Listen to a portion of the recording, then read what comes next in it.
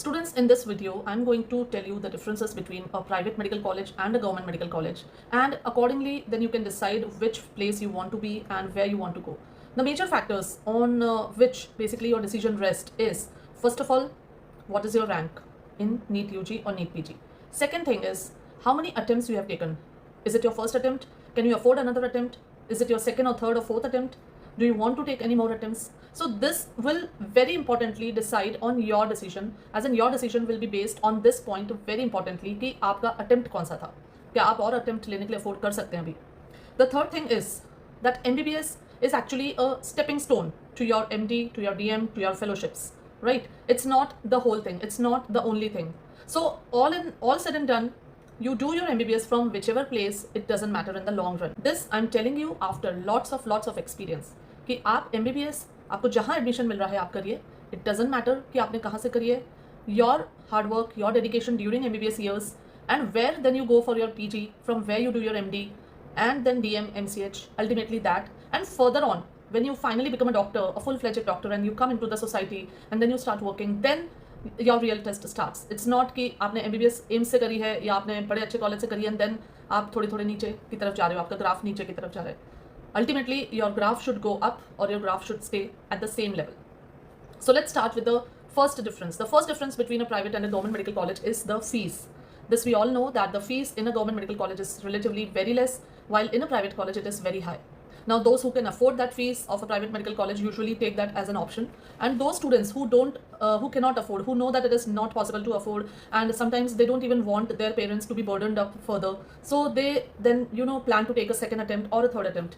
But in this case, I will, as a teacher, as a mentor, I'm telling you, I'm advising you that if it is your second attempt or third attempt, then please don't go for any further attempts, because ultimately you are wasting your years. You are wasting the main important years, and then by you taking more and more attempts, ultimately your parents are getting unhappy only. So what you can do is that apply for a loan, an educational loan is there, and then some property might be there. You can use that. Ultimately complete your education. After your education, you will start earning, and then you can repay all the loans. So it is not that today you cannot pay it, but after 10 years, you can always repay those loans. You can always earn much more, and your quality of life will improve much more. So instead of taking drops now, utilize this year, study, get admission, complete your studies, and start earning. This is more important, right? So cost is a very important factor, I agree, but the years of attempts also matter. Don't unnecessarily waste your years, right? The second point, the second difference between a private medical college and a government college is the infrastructure. As we know that over the years, with the passage of time, the infrastructure of government medical colleges didn't really improve. This can be because of a lack of grant, a lack of interest by the authorities. And at the same time, the private medical colleges, since they were under the scrutiny of the regulatory bodies, so they had to maintain a very good infrastructure. And so you will find that the infrastructure of private medical colleges is far more superior than a government medical college. You compare the lecture halls or the labs or the wards or the ICU, OT, everything. There's a huge difference between the infrastructure. The lecture halls in private medical colleges are many times AC. They have all the audiovisual facilities. The laboratories are having all the equipments, and they're all clean and having all the modern technological advancements also. While in government medical colleges, usually these things are lacking. So this somewhere affects the education also. The delivery of education depends upon the means, and that plays an important role. The third factor, which is important, or third important difference between a private medical college and a government medical college is the patient load. Now, the patient load in a government medical college is huge. Like, it's huge. Why? Because everything is free there.